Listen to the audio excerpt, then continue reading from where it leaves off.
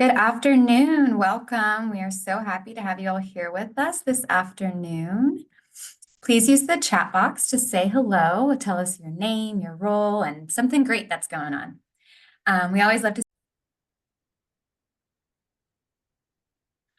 Today we'll be using the Q&A feature for all of your questions. As we're going through the presentation, please insert all of your questions into the Q&A. They tend to get lost whenever you put them in the chat, so we just want to make sure that we're keeping track of all of those questions. So please use the Q&A throughout the session for all of those questions that you have, and we do have 30 minutes set aside at the end to answer those questions. A few things for this morning's session. All of our webinars are recorded. So we just recently started the recording. The recording will be sent out to all of our registrants. So if you have a colleague that wasn't able to make it today, no worries. They're going to be able to get the recording as well. We're also going to include the recording onto the Texas First program webpage. So you'll be able to find it there, as well as providing you guys with a one-pager highlighting the Texas First program. So you'll get those at the end of this session as well. And of course, you can always share all of our webinars and resources with all of your colleagues. All right, so for those of you that have just joined, again, just please say hi in the chat, add your name and your role. We always like to know who's with us. So good afternoon and welcome to Texas OnCourse's important updates to Texas First Program Professional Learning Session. The Texas First program is designed to keep Texas's best and brightest students on track for post-secondary success.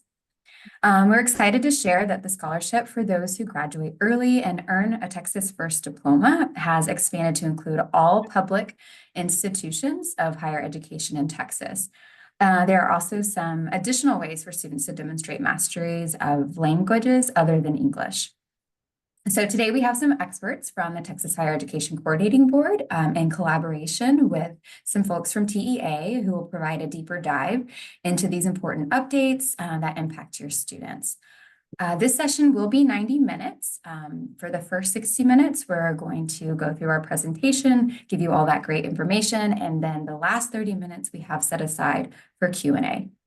So from 2 to 2:30, we will have our Q&A session. I'd like to start off by just introducing our team, as well as our guest speakers. My name is Andrea Panter. I am the Senior Network Coordinator here at Texas OnCourse. And the other members of our professional learning and engagement team include our director, Laura Guggen, as well as our professional learning coordinator, Lauren Disher, and our network marketing coordinator, Jared. Hi, everyone, and welcome. Thank you for joining us. And then we are also very thankful to have our team of experts joining us this afternoon and let them give a brief introduction. So Suzanne, if you'd like to say hi, and Steve, if you'd like to say hi as well, and anyone else on the line. Yes, hi. Thank you, Andrea. I'm Suzanne Morales-Vale. I'm a senior director here at the coordinating board, and I oversee the Texas First Diploma eligibility component and any questions and issues and concerns related to the diploma portion of the Texas First Early High School Completion Program. Hi, everybody. My name is Steve Wilder. I work for the Texas Education Agency in the Curriculum Division. Part of the Curriculum Division is not only overseeing the standards, the TEKS, but we also, in our division, oversee the graduation requirements, and those include the Texas First program. So welcome, and look forward to providing information later. And good afternoon. I'm Deshae Reed, a Senior Director 3 over Student Financial Aid Programs. And my area actually handles the Texas First scholarship portion. And we issue out the certificates to the students and also assist the institutions as they try to apply those state credits for the students. Awesome. Thank you all. We're so great to have you guys with us today. Just a quick look at our agenda. First, we're going to have a brief welcome, an overview of Texas OnCourse. Suzanne is going to share with you all an overview of the Texas First program. Steve's going to jump in and share some information about the district requirements. as well as counselor role and resources. And then we are going to share with you the Texas On-Course Resource Spotlight. Lauren will share that with you as from our academy. And as I mentioned, please add all of your questions to the Q&A feature, and we want to make sure that we don't miss any of those. So then at the end, we will have that Q&A session for about 30 minutes. So make sure you're putting those questions in the Q&A. And then for those of you that may not be too familiar with Texas On-Course, our mission at Texas On-Course is to provide advising professionals with the resources and community they need to deliver exceptional college and career advising to every student. So all of the materials that we produce and all of the trainings that Texas On-Course hosts, we always begin with this end in mind, and that the work that we are doing is to help our students have a valuable plan after high school. We are a state-funded initiative designed to improve college and career advising and readiness across the state. And we have the privilege of being connected with the Texas Workforce Commission as well as TEA. So before we get started, I am just going to launch a little poll. Give me a moment while I pull that up. We just want to have an idea from you all today that are joining us, like where are we at? How much experience do you have with the Texas First program? Do we have some beginners? Maybe this is the first time you've heard of the Texas First program. Maybe you're average, you know a little bit about it and you're here for some updates, or you feel pretty much experienced, but there have been some updates made and you just want to make sure that you're staying up to date. So it looks like we have 53% beginners, 42% average, and we've got 4% experience. That's great. Thank you guys for filling out that poll. It really does help us as presenters to be able to gauge our audience. That way we're able to make sure that we're answering all your questions and hopefully moving some of those beginners up to average, some of those average up to experience. So I'm going to go ahead and kick it over to Suzanne.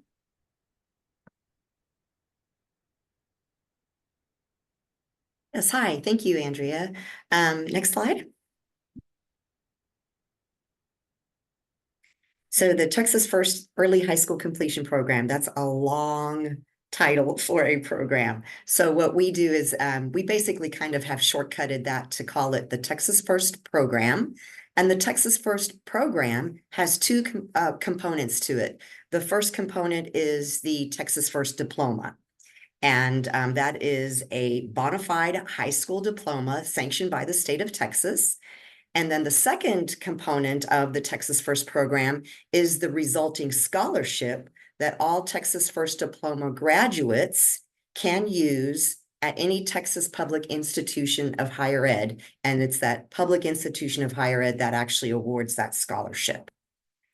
So the Texas First program came about in the 87th legislative session. That was not this past one, but the one prior to that. And it charged the Higher Ed Coordinating Board, the agency where I'm centered, and it asked us to come up with the eligibility requirements for students who would be able to graduate under this diploma. And then it also asked us to adopt rules for the scholarship component. Next slide.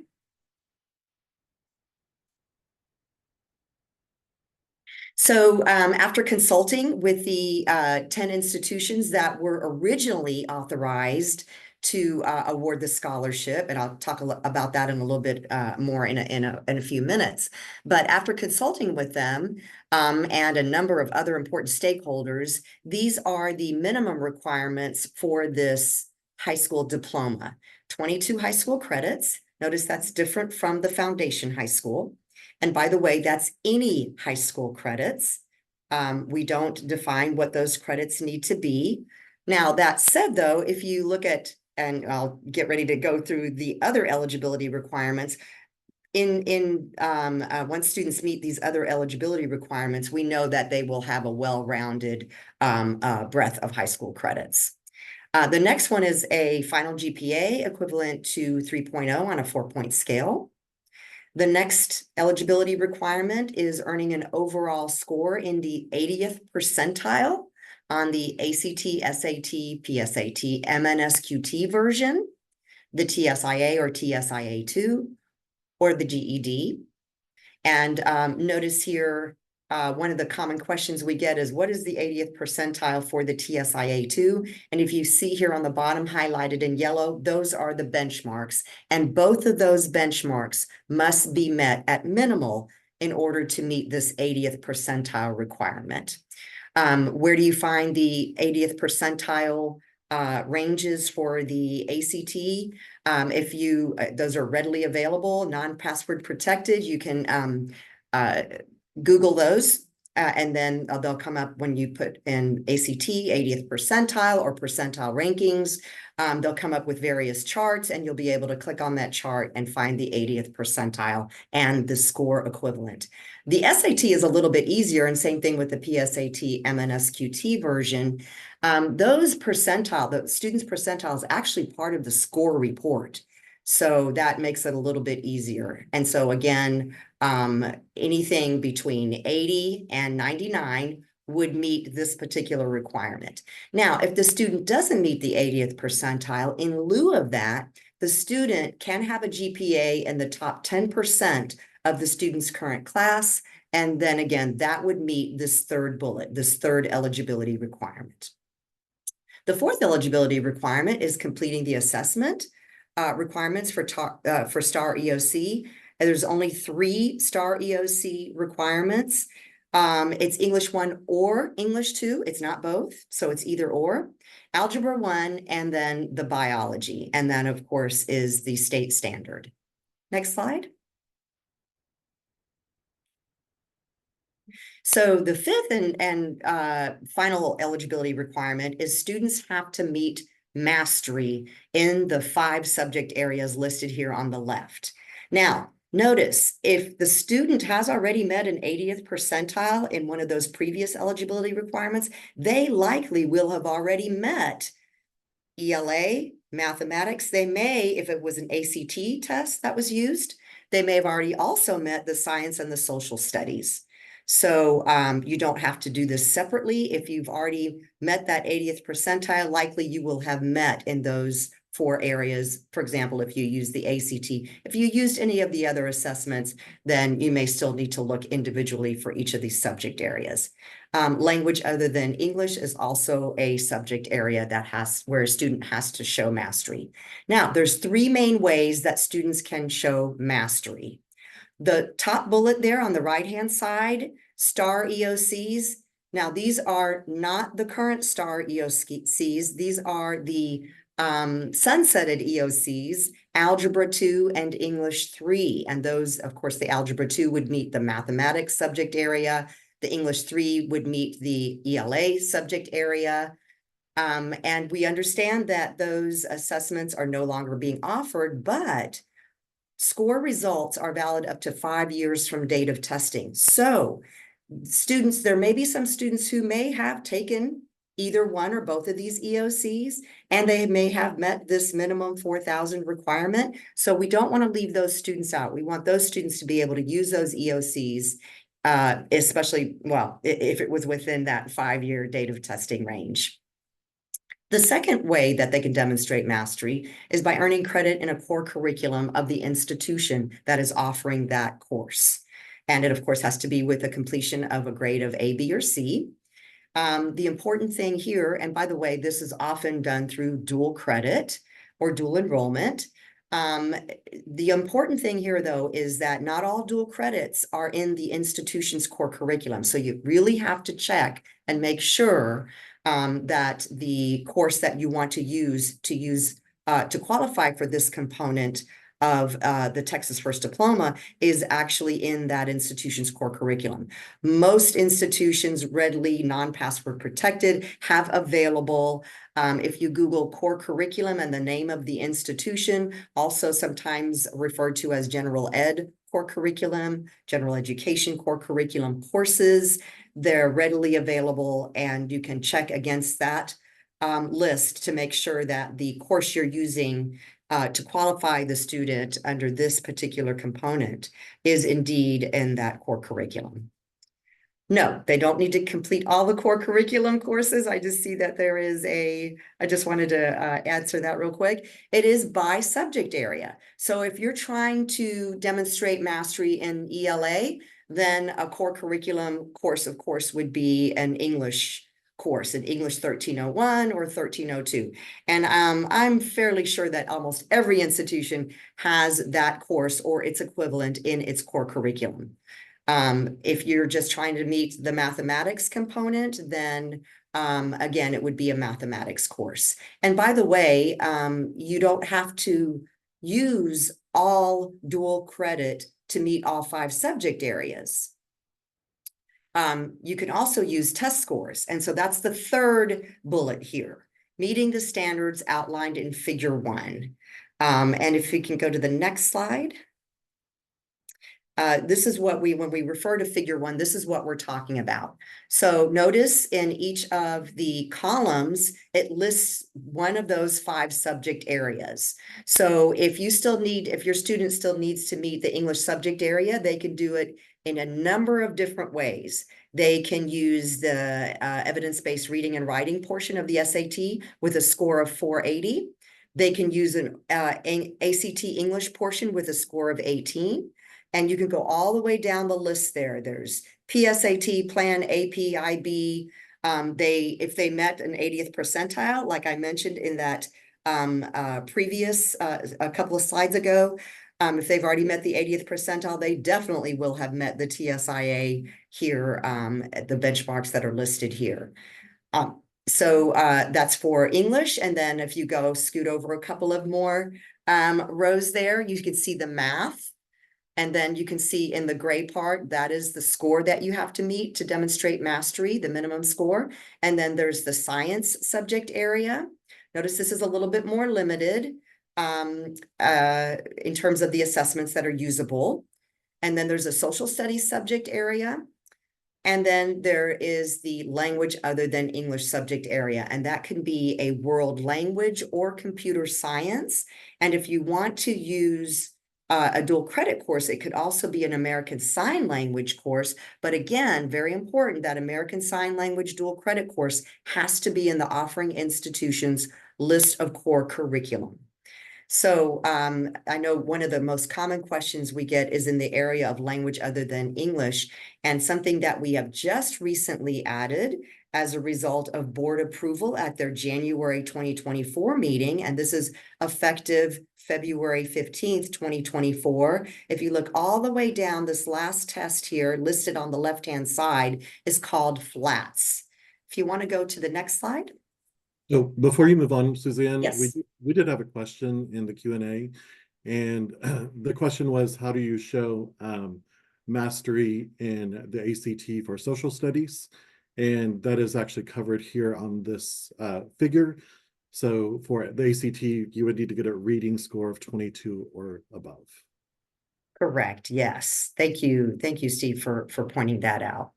Yeah. So social studies subject area, it could be a dual credit in any of those subject areas listed there, history, government, etc. Or if you want to use the ACT, it would be the reading portion, and it would be at minimum score of 22. And that would meet the demonstration of mastery in the social studies subject area. So getting back to the FLATS test, which stands for Foreign Language Achievement Testing Service, FLATS test. And it is administered by Brigham Young University, and you can see the link to the actual assessment. And again, effective February 15th, students can use this assessment. It is an online assessment. It is a very low cost. Score reports are sent directly to the institution that the student indicates as part of the registration process. The other really good thing about this assessment, like I said, it's an online assessment, but it also allows for remote proctoring. So as long as the student meets the technology and appropriate testing center requirements, the student can sign up for a remote proctor, and going through after having everything approved, can actually take this test from an appropriate testing setting, even from their home computer in their home. So I think this is a really nice option that was recently added that will definitely give some more opportunities for the language other than English subject area. Next slide. All right, well, thank you, Suzanne. I'm gonna take over just for a little bit, and just to let you know, both the Higher Education Coordinating Board and the Texas Education Agency have Texas First web pages on their respective websites. On the TEA's site, we have a link to this flyer, which was developed by the Higher Education Coordinating Board. Beginning in the 23-24 school year, when a student enters high school, then school districts must provide written notification to the student and the student's parent or guardian listing the eligibility criteria for the Texas First program. This flyer does satisfy that requirement. So we have a QR code and a bit.ly on this so that you all have access to that Texas First flyer. Thank you, Steve. And we'll also be sending that out in our resource document for you guys as well, if you weren't able to scan that QR code. All right, thanks, Andrea. Mhm. One of the changes that happened in the last legislative session back in 2023, as Suzanne alluded to earlier, originally there were only 10 research institutions that provided the scholarship to students who graduated on the Texas First program. The 88th legislature said that wasn't enough, and so they went through and extended it to all public colleges and universities in the state, as well as technical colleges. One thing to remember is that the scholarship will expire at the end of the first academic year after a student graduates. So therefore, students graduating with the Texas First program are encouraged, to attend college directly after they graduate so that they can benefit from the scholarship program. Turn it over quickly to Deshay. And just like Steve mentioned, the Texas Higher Education Coordinating Board does have a dedicated webpage that we do list out all the program details along with student eligibility to help not only students and families, but for counselors and administrators.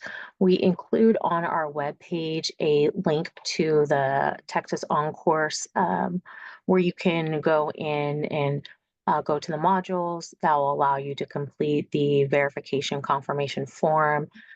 Going to our webpage, you'll actually go under Empowering Our Students, and you'll click on Texas First program. We also include the flyer that you just saw recently, and that will give you that program information as well. Another thing that we do is we have a dedicated hotline. So for questions about the scholarship, you can call our toll-free number and you'll get a representative, which is listed here with this 88 number, 311-888. I see that we are missing a number, so we'll make sure to get that updated.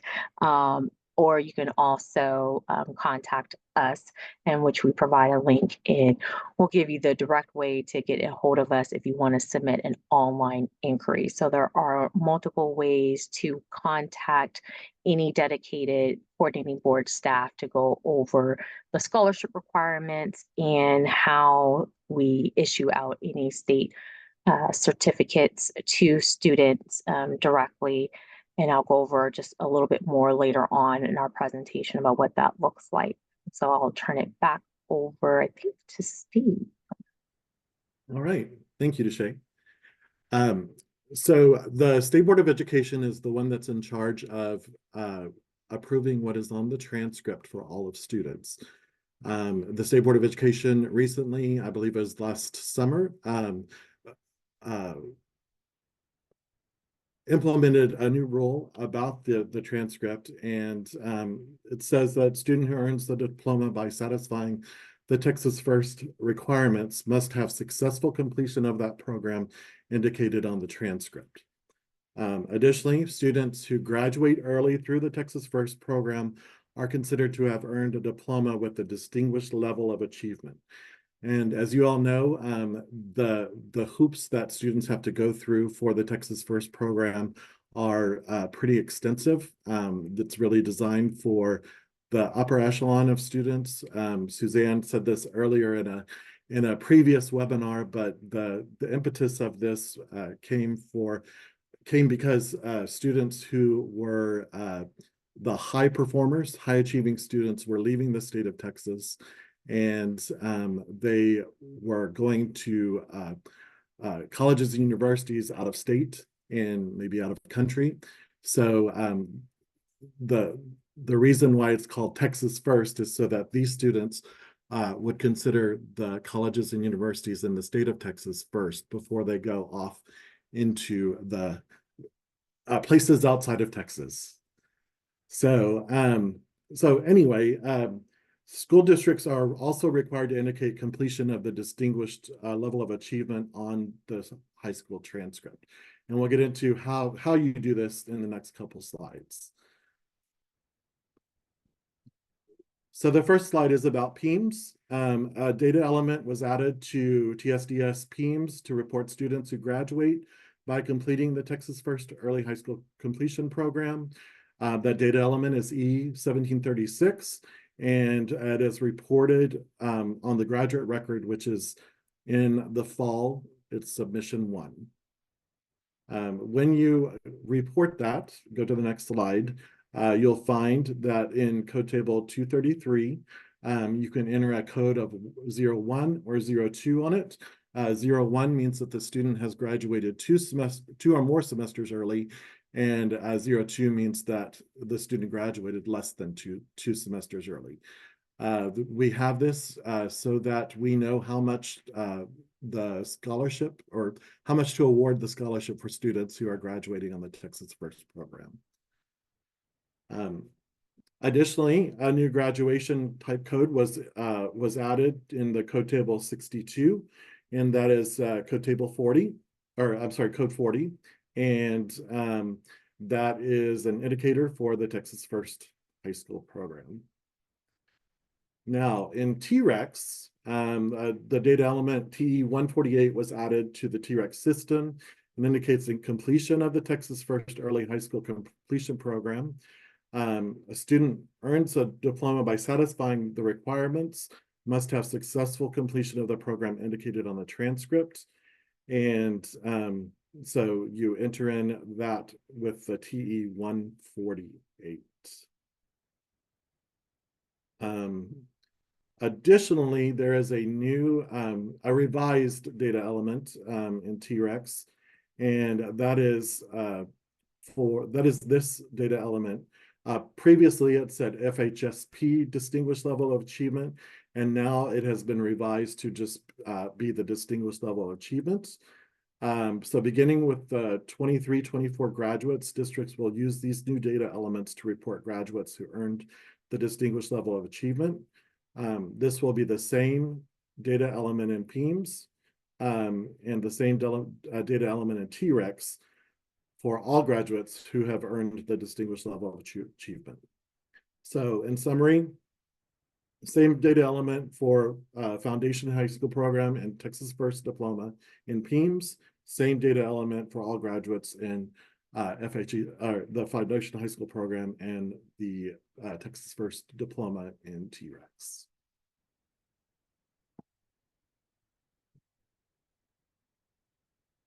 All right, I'm turning it back over to Suzanne. You're on mute. Thank you, Steve. So I'm going to go ahead and continue and talk about some recommended steps to the Texas First Diploma early graduation. So as Steve mentioned, there are notification requirements, and as a result of the school district's notification requirements regarding this program, counselors through typical mechanisms or maybe a new mechanism that the school district identifies interested students or students who have let their counselors know that they might be interested in graduating early, or possible the other way around, where counselors have identified students who they regularly interact with, that they're responsible for, that might qualify for this. that the counselor can talk to the student about and the student's family. So once that's the interested students are identified, then the counselor needs to review the student's record to verify those various eligibility requirements that we talked about earlier. And if the student hasn't met an eligibility requirement, it would be to provide guidance for the best option or options for the student to meet that eligibility requirements. Sometimes it's just a matter of taking a test. For example, the ACT test is one that has 4 of the 5 subject areas within one test. So that certainly would be a test if a student hasn't taken it yet or met the eligibility requirements. That would be one that a counselor might consider talking to a student about. And then the counselor and the student also should review the admissions requirements for institutions or the institution where the student wants to attend. So remember, graduating with a Texas First diploma, like any diploma, does not guarantee admissions to an institution. So you need to make sure that not only are you meeting the eligibility requirements for the Texas First diploma, but then once the student graduates, that they also are considering and are able to meet those admissions requirements.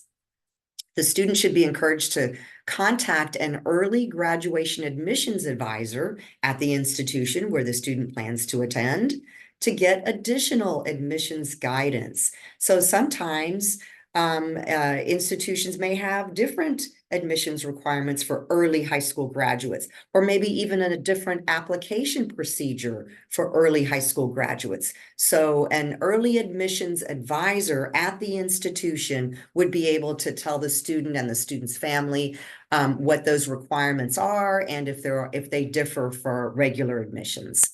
And then, of course, the student needs to complete and submit the Applied Texas admissions application or follow whatever instructions are provided by the institution's admissions advisor.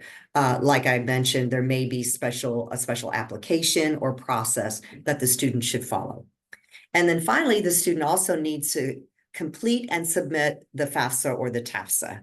And I'm sure my colleague Deshay will mention this, though, that this is the scholarship portion of this program is not needs-based. However, the student still needs to complete the FAFSA or the TAFSA. Next slide. And a super important step, once the student has graduated, met all the eligibility requirements and has graduated, the counselor or other appropriate school district administrator has to complete and submit the verification form. And the form is available at the Texas OnCourse Academy. And there are 2 different modules, the scholarship application module and the high school graduation plan module. So either of those modules will include a link to that verification form. Very, very important that the verification form be completed immediately after the student has graduated. And what that verification form does is the counselor or school district administrator is more or less verifying that and confirming that the student has met all of those eligibility requirements that we just went over. And then the other important part is that that the counselor, of course, works with the school district reporting official to be sure that the appropriate PEIMS codes are used to report that graduation. That's another important part, making sure that your reporting officials know that this particular student has indeed graduated with the Texas First diploma.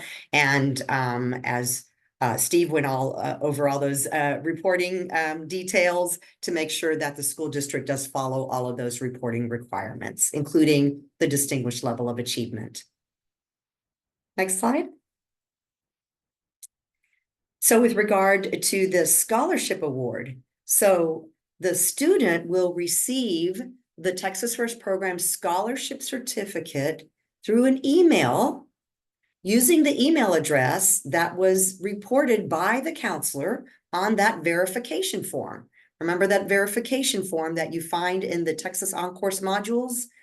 That verification form will ask for the student's email address. Very, very important to have that email address be correctly reported, and also not to use the school email address the student may have, because the student is now graduated and that email address from the school may no longer be valid. So make sure that it is an appropriate email address that is still valid, and also for students to check their junk folders. So roughly 10 days from the time that the verification form is submitted, I should say 10 business days from the time that that verification form is submitted, the student should expect, roughly in that time frame, should expect to receive an email from the Higher Ed Coordinating Board that includes the link to the scholarship certificate.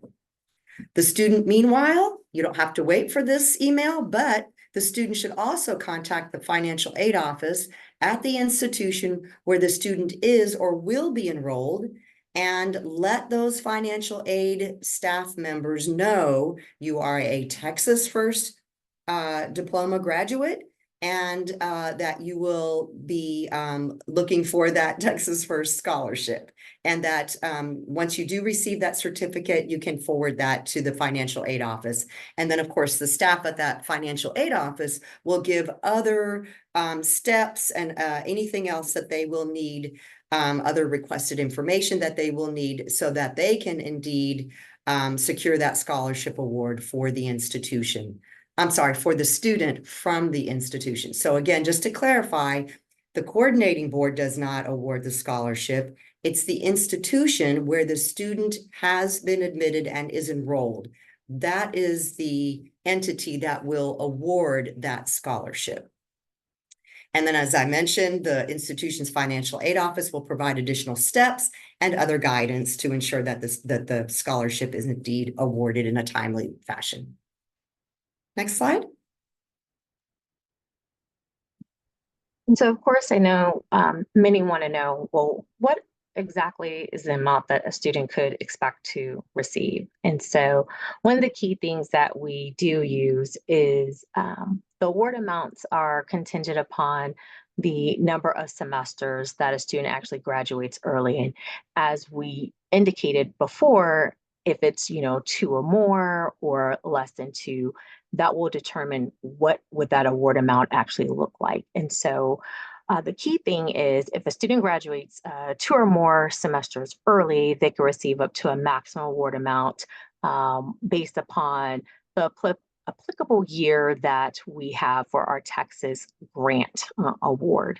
If it's less than 2 semesters early, then it's half of that award amount for that applicable award year. So an example that we've given here is a student can receive up to $10,774 if the student graduated 2 or more semesters early in December of 2024. And we're using that award amount based on the 23-24 amount that came out for the Texas grant. And so we tie that in based upon that applicable award year. And the reason we're using up to is because once that student actually provides that certificate to the institution, then the institution has certain criteria that is really laid out to determine the lesser of. And so on the next slide that we'll look at, we'll see upon enrollment, if we go to that next slide, that upon enrollment of that eligible student that's going to graduate and see what type of charges that they have, the institution has to use the lesser of the amount of the state credit that they receive, which is that scholarship amount, or the student's actual tuition, mandatory fees, and other costs of attendance at that institution. So that could vary per student. So we like to say up to that award amount. And we don't always provide the exact dollar amounts, but we do say up to when we issue out the certificate, the scholarship amount to the student, because again, it could vary because it's the lesser of. We do provide a notice when we're sending out our state certificates to the students, so they receive this exact same information. So they're aware of, once they submit a certificate over to the institution, they have somewhat of an understanding that this value that they have here, it could vary depending on what they may have at the institution with other costs associated at that institution. So it is very important just to understand that although the scholarship amount may have a dollar value, it could vary because of that lesser of. So just wanted to kind of point that out, that it is contingent upon what that award amount is for the Texas grant for that applicable year in which that they graduate, but then it also could vary depending on what that student's amount could be at that institution if they do have other money that maybe they've received that has to be factored in because of the lesser of that the school is tied to when they're looking at the award value. Again, once you complete the form, the verification confirmation form after the student has graduated, my area will receive that form. We'll do some additional validation checks, and then we'll go ahead and send out a certificate to the student within 10 business days. We also send a roster to all of the schools so they know what students actually have received. We received information, and that way both the students as well as the schools have the same information, and they will be able to assist the students if they do come. So we have some additional contact information, and as Suzanne has pointed out, she will be able to provide any information as it's related to the Texas First Diploma portion of it for eligibility. And then Troyleen Johnson is also one of our main contacts for the Texas First Scholarship, and both individuals have their contact information listed here, direct numbers as well as email addresses. So please feel free to take even a snap of your picture of it so you have that available, but we'll also send this out our resources. So no worries there. Yes, Deshay, we definitely will be including all of everyone's contact information in our follow-up email. Thank you. I'm going to kick it over to Lauren for our resource Awesome. spotlight.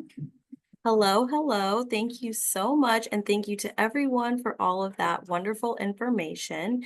So our resource spotlight today is going to be about the Texas OnCourse Academy, and specifically the modules where you can actually find all the information about the Texas First program. So just as a quick reminder, the Texas OnCourse Academy, it has over 25 learning modules, all specific to college and career topics. But the specific module that talks about the Texas First program is the scholarship applications module within the Academy, and it provides all of the detailed information that you've heard on today's webinar, in addition to other scholarships and their requirements. So this specific module provides content around the requirements for students to receive a high school diploma through the Texas First program, as well as the scholarship requirements that can be used at partnering institutions of higher education within Texas. So also within the scholarship applications module, you'll come across additional practice that includes questions and scenarios just designed to help you practice verifying all if your students meet the eligibility requirements to graduate under the Texas First program. So you can use the knowledge and skills learned in the Texas First program section of the module to respond to the tool scenarios.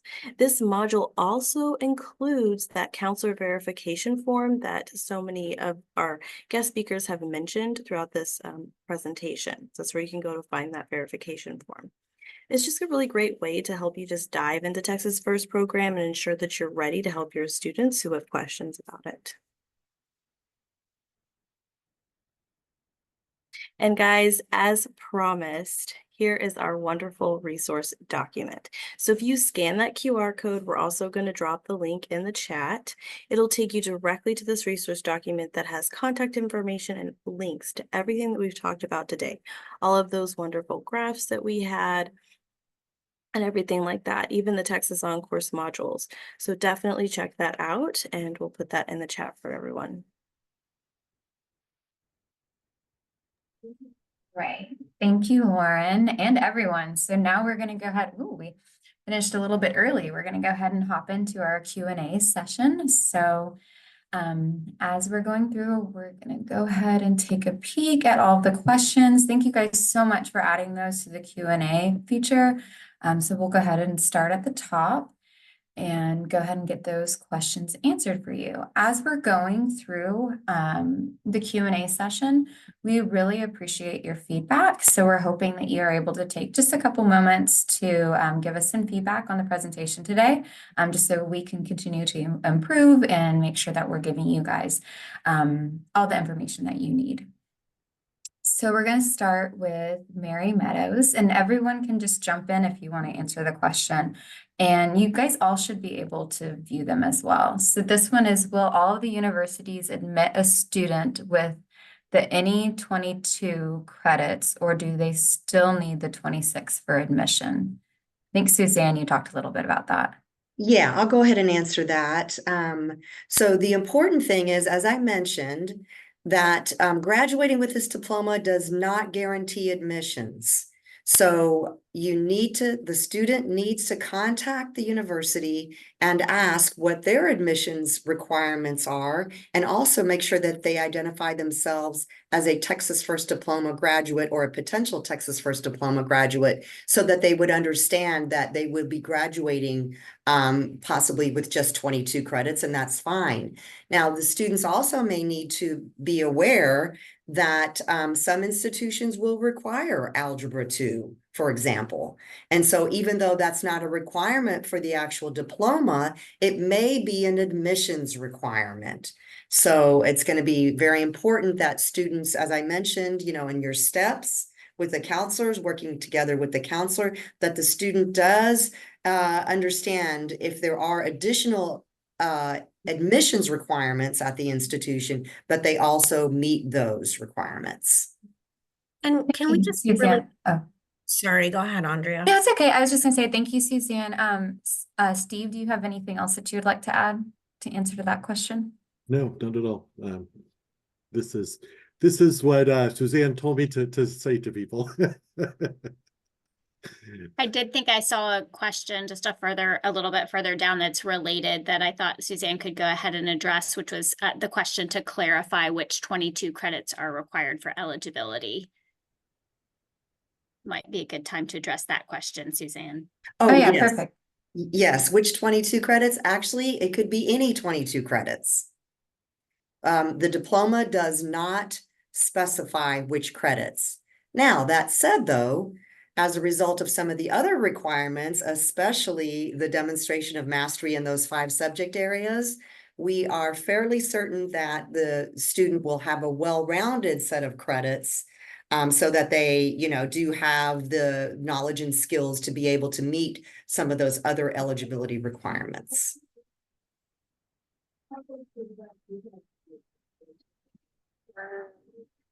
And then let's see. Going off of the question that was right after that, just to stay on Kara's same thread, can you confirm that students do not need to pass US history and both English 1 and 2 EOCs? That is correct. They only need English 1 or English 2, and then Algebra 1, and then biology. Okay.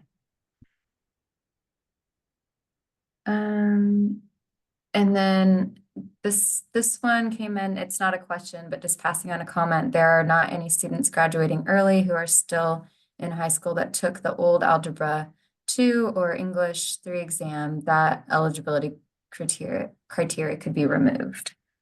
So I'm just sharing that out. Yeah, so our understanding, based on information we received from TEA, is that the test was not sunsetted until July 2021.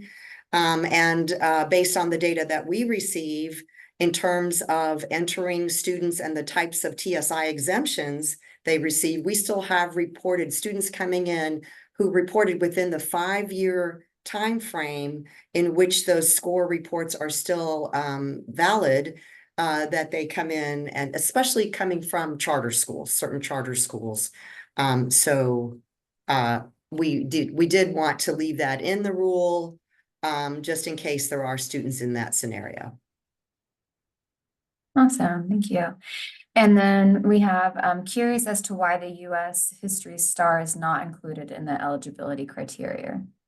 So when we were contemplating the eligibility requirements, we really focused on what are the federal requirements, and that's what helped inform these final eligibility standards. And then, are the ELAR and math qualifying scores for TSIA and TSIA 2 the same? That's from Christy. Yeah, and that answer is no. The TSIA scores are in a 300 range. So those scores start with a number 3, whereas the TSIA 2 are in the 900 range. And so those scores start with a 9. If you need to go to find out what the 80th percentile score is for the TSIA, please feel free to email me and I'll send that out.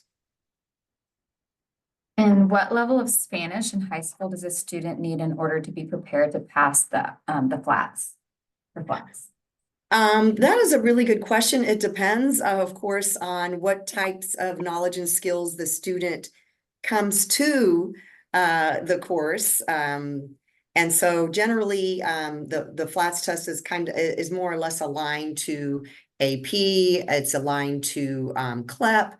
And so generally, we do anticipate that the student will have at least completed a second level of Spanish in high school to be prepared. That said, though, if you go to the flats link, Google FLATS assessment, and it'll take you to the BYU link, and there are additional study resources available at that link, and that can give you a little bit more information in terms of preparation. And then from Christina, we have, I know that graduating on Texas First does not guarantee admissions to a college. Do colleges look at applicants with a Texas First diploma differently and or under different criteria requirements than they do typical applicants when considering admissions? So this is a very institutional based answer.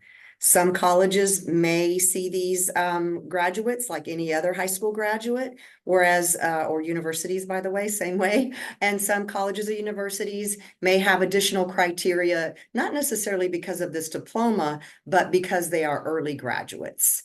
And so again, that's why we wouldn't be able to answer that just generally. We would highly recommend that students contact an early high school completion, early high school graduate admissions advisor at the institution, and then they can get more details regarding not only admissions requirements, but also in case there's a different application process. Okay, then we also have from Christy, please clarify if the 80th percentile SAT and PSAT scores are national or user group scores. So for the first, what we recommend is for school districts to use the score that is on the student's score report. However, if they don't have that score available, then the school district can determine which of those two they want to set as a benchmark. We highly recommend that school districts, whatever their protocols are, put those protocols in writing so that all counselors know whichever factor or whichever score set that you use. So all counselors apply that fairly to all potential Texas First diploma graduates within the school district.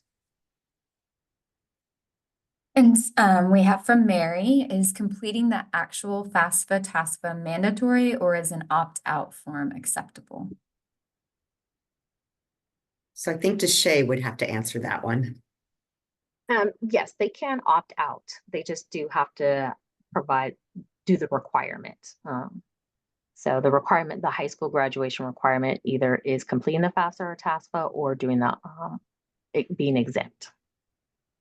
Okay, and then also from Mary, if a student is taking a gap year, are they still eligible for the scholarship or do they have to use it within the first year after graduation? So within the rule, the scholarship will expire at the end of the first academic year in which it begins after the student's graduation from high school. So if they gap out, it has to be within that first academic year of their graduation. So they probably will want to, that we encourage them to try to get into school as soon as they can from the time that they graduate. All right, and from Alexander, we have many colleges require 4 years of English for admission, including Texas universities. Will these institutions waive this requirement for students with the diploma? Again, that answer is it's institution specific. Many institutions, again, do have policies and different admissions requirements for early high school graduates, especially those who meet the additional eligibility requirements, for example, an 80th percentile on an ELAR SAT. So there are other ways of demonstrating mastery besides the typical completion of a high school credit. And so that's what this diploma allows for, that demonstration in other ways, other than, again, seat time and additional, then traditional high school credit earning potential. So again, we highly recommend that you contact the institution to see what their own local admissions standards are. Great, and so this one, have admissions and financial officials at all of the Texas colleges and universities been notified of Texas First Diploma? So Deshay, I know if you want to talk to the financial aid officials. We have notified all of, at least the financial aid administrators about the Texas First program. Matter of fact, we are doing a webinar right now as we speak in regards to the Texas First program, just to go over some additional updates on it. But we have done several different webinars as well as different announcements about the Texas First program. So we have provided a lot of resources out to our financial aid community regarding Texas First. Yeah, and regarding admissions officials, same thing. We have reached out to the admissions officials at institutions.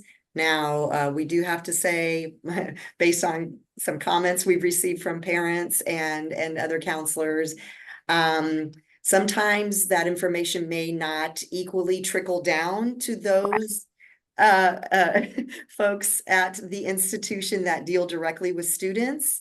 And so the only thing that I would recommend in that case is to be persistent. And if you need to keep asking, can I speak to your supervisor? Then you may have to end up doing that. But the one thing that I'm certain of is most institutions, not all, but most institutions already had admissions criteria and policies and practices and procedures for early high school graduates, even prior to this diploma program and also prior to the scholarship program. So this is not necessarily new for most institutions, but specifically the Texas First Diploma and the scholarship is new as a result of that 87th session legislation. And then are there concerns that students with Texas First Diploma will not offer competitive applications in comparison to other typical applicants? Are there concerns that higher institutions will not readily accept students with these diplomas since they're required to provide a set amount scholarship? So this scholarship program, if I could speak to that real quick, this diploma and the scholarship program is still fairly new. So we are still collecting initial data regarding students who have graduated with this diploma. But again, because of the high eligibility standards, it's definitely, as mentioned earlier also by Steve, this is definitely a program designed for academically talented, academically advanced students who have met these criteria. So again, this is just another way for students to demonstrate that advanced knowledge and skill level other than, through the traditional high school program. Again, how that is received depends on the institution. And, if an institution does not seem readily interested, I would highly encourage the graduate to go to another institution or to maybe seek out other institutions that are friendly to early high school completers and academically talented early high school completers. you. So does the high school counselor submit both verification forms, the scholarship form and the eligibility confirmation form for each eligible student after graduation? So the only thing the high school counselor or other administrator, authorized administrator at the school district, the only thing that they have to submit is the verification form that is found in the Texas On-Course modules that were referenced. They do not complete a confirmation form. That's not their job. They only have to complete that one form. And that's the verification form to verify that the graduate, the Texas First Diploma graduate, has indeed met all of those eligibility requirements that we covered at the beginning of today's webinar. The coordinating board, we are the one who will issue the scholarship confirmation to the student, to the graduate, directly to the graduate. That does not involve the counselor or the other administrator at the school district. Right, and just to clarify, we are just issuing out a scholarship certificate, which is considered the state credit for the institutions. And then I think it's just maybe the naming scheme. The form itself is just considered a eligibility confirmation form because we're just confirming that the student has met all eligibility criteria, including graduated under the Texas First Completion Program. So we may be interchangeably using the names as we're presenting. Great. And so we got another question from an anonymous person. Since AP scores do not come back until July, should we advise students to use another way to show mastery in a subject area? So this depends on the flexibility of the school district, and this may be something that administrators at a school district may consider, that once those scores are received in July, certainly the student would be able to graduate after those scores are confirmed. In other words, the official graduation date would be after those scores are confirmed. So that would be one way. Another way, of course, would be to consider other assessments that may come back quicker. And, if it is like, for example, in the language other than English subject area, if that's what they're waiting on in terms of demonstration of mastery in that subject area, then the FLATS test does come back quicker. I believe it comes back within 3 weeks approximately of when the student has taken the test. If you're using the TSIA, that result, or the TSIA-2, either one of those. TSIA, of course, you would already have those results. TSIA-2, those would be almost immediate, those results. Thanks. And so Deborah asked, going back to requirement assessments, I'm confused with the difference between the main and mastery of all. I think I can address this one, Suzanne, if you don't mind. Sure. So I think there's been some confusion because the Texas Education Agency has a benchmark of students who master each of the end of course tests. So the English 1 test, you can meet grade level or you can master grade level. That has nothing to do with the demonstrated mastery in each of the subject areas. So even if a student masters English 1, the STAR test, they still have to show mastery in English language arts through one of those means. So that would be the STAR College Readiness Benchmark, which would be the English 3 test. It would be the credit earned in a core curriculum of an institution of higher education with a C or above, or meeting the outlined, or meeting the standards outlined in that figure that we talked about excessively. So sorry, not excessively, but a lot. So therefore, if you master English 1, you still have to demonstrate mastery in English language arts. I hope that helps. And this question's piggybacking on a previous one. Does that mean the student would also need an IGC? So the individual graduation committees are not, they're not appropriate for these students, so the Texas First, because what the Higher Education Coordinating Board rules are students have to meet the requirements of passing one of the three tests, so English 1 or 2, algebra, and biology. So if a student doesn't pass that, then they can meet that eligibility requirement by, if you look at chapter 101.4002, those list what the other alternative eligibility requirements are. So a student should not be receiving an individual graduation committee to graduate on this program. And Charlotte, I saw that you asked about the flyer and the QR code. We'll make sure that that's updated in our resource document for you.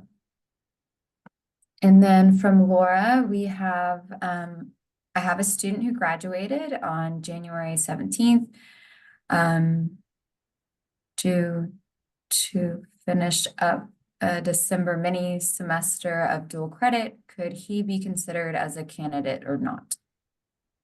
So the key is, has that student on January 17th, and the school district will need to make this determination, has that student graduated at least one semester ahead of his typical cohort class? And if the answer is yes, then they would be eligible. If not, then they would be considered not to have graduated early, and so then they wouldn't be eligible under this program. Well, okay, so let me just clarify that real quick. Students can graduate early on the Foundation High School program, but this is a separate program than the Foundation High School program. So the student would also, in order to graduate and get the scholarship for Texas First, they would have to meet the eligibility requirements of the Texas First program. Just because a student is graduating a semester or a year early, and that doesn't mean that they automatically would meet the eligibility requirements of the Texas First program.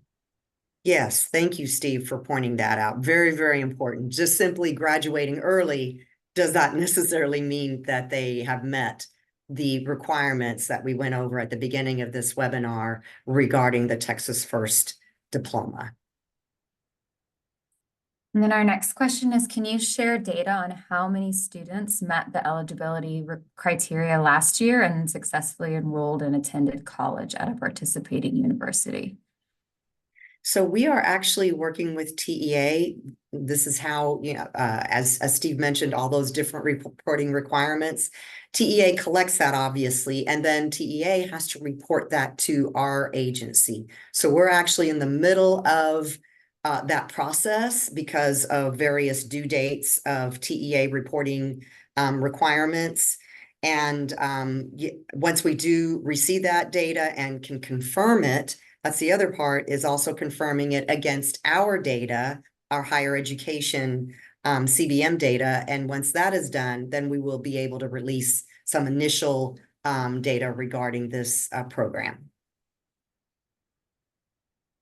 And so if a student graduates within 3 years and meets all requirements for distinguished under the foundation plan, are they still eligible for this plan and the scholarship as well? So graduating within 3 years, so that would meet one criteria. In other words, graduating at least one semester prior to that student's typical cohort or entering cohort. But the student also separately needs to meet all of the Texas First diploma eligibility requirements. Those are the requirements that we went over at the beginning of this webinar. A lot of those requirements the student may have already met as through the foundation plan, but they also specifically need to definitely meet each of those eligibility requirements specifically for the Texas First diploma. And then we have an anonymous that asks, can you reiterate how to get the verification form and what the timeline is for submitting? Yes, the verification form is available. at the Texas On-Course modules, the scholarship module and the high school graduation plan module, either one of those. You can select either one of those. And once you get into the module, you'll be able to locate that verification form. And by the way, you know, it is in Texas On-Course, so it is, you know, you do need to log in with a login and a password to access the verification form. But once you submitted that form, and that form needs to be submitted after the student has actually graduated. Of course, you also, as the counselor, have verified that the student has met all those eligibility requirements. The student has graduated at least one semester prior to their typical entering cohort.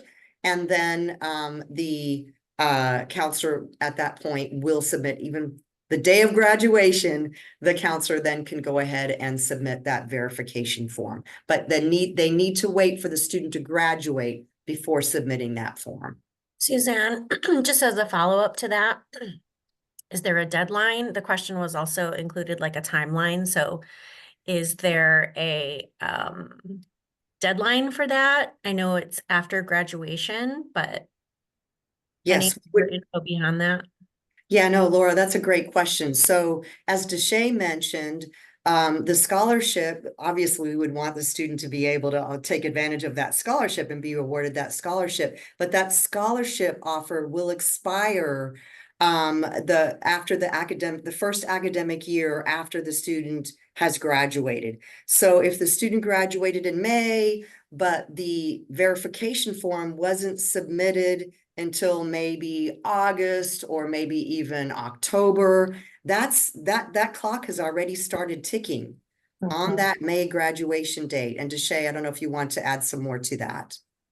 Right, no, that's correct. So like I mentioned before, it expires at the end of the first academic year that begins following that student's graduation. So you have to take in consideration from the time that they graduated and whenever they graduate, whenever they start, that clock does start ticking from when that scholarship will start expiring. So the sooner you can get that information in, once you know that they've graduated, the better, because the longer you wait, the opportunity for them to actually be able to use the funds, the window starts becoming shorter, if that makes sense. So as far as giving like an exact timeline of by this exact date, we can't provide like by this exact date, but what we can say is the clock starts ticking as soon as they graduate. So as soon as they graduate, that's when that clock starts ticking. And the longer you wait to get that form in is when it will shorten their window of opportunity to be able to at least start using those funds, or at least be notified of when they're available to them and also to the school to apply them. All right, we've got one last question, and if you guys have Actually, any others. But before you go to the last question, Okay. there's actually a couple questions that came up in the chat, and I kind of want to address them, but you can talk about this one first, but I just wanted to. Okay, yes, I was gonna go back to Given the every chat. I year of saw college or this. just the first year. It's not given every year of college. No, this is not a renewal scholarship. So it's just within that first year. At least that's, I believe, the one that I just saw. Yes, and then we also got added to the Q&A. It was one that was also in the chat. Are students required to meet the peace officer CPR and speech requirements? So No. this is a separate program. This is a separate program than the Foundation High School program. The Foundation High School program requires students to receive instruction in interactions with peace officers, CPR, and speech. Those requirements are not for the Texas First graduates. There's one more question, and it was from the same person, so I just want to address that one. And it says, like other graduation plans, can individual school districts require additional components, such as requiring completion of 22 credits hours in the Foundation High School program? And the answer to that is no, districts are not allowed to establish more rules than on the Texas First program than is currently in the Texas Administrative Code. Great. And can I just also mention, Andrea, and to everyone that's in this webinar, I know we purposefully created 30 minutes for questions. We knew there have been so many because between all of us in all of these organizations and different offices, we know there are so many questions. So our team is working on updating a frequently asked questions document. We're working on it right now. There's so many questions, it's not fully complete. And we also want to make sure it's vetted by our student financial aid programs, student success division, and also TEA. So when that is complete, we will send that out to you all as well. Yes, thank you, Laura. Does anyone have any other questions before we close out? Great session today, everyone. Thank you all so much for covering all of this info as it changes each year. Yes. I think one more. Did we get one more? Oh, how can we access the transcript? I will look into that. We will, though, send out the PDF of the full PowerPoint, all of the links, all of the resources that we covered, and the recording. Yeah, and we should have that sent out to everybody early next week. And then we'll also, as I mentioned earlier, be able to post the recording onto the Texas First Program webpage. So it'll be there for you to access as well. And again, feel free to reach out to any of us that are on this call for any additional questions that you may have. Thanks, everyone. Thank you so Thank much. you. Y'all enjoy the rest of your day. Thank you, everybody. Thanks. Thank you.